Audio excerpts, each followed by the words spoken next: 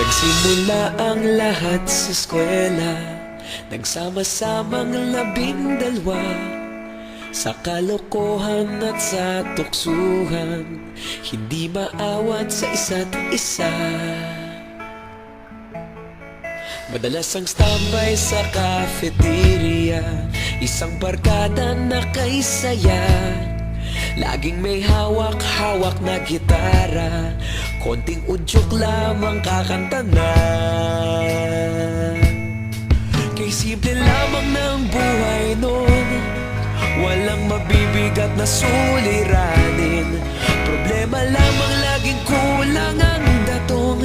Sana napunta ang panahon? Sana nga ba? Sana nga ba? Sana napunta ang panahon? Sana nga ba? Sana nga ba? Sana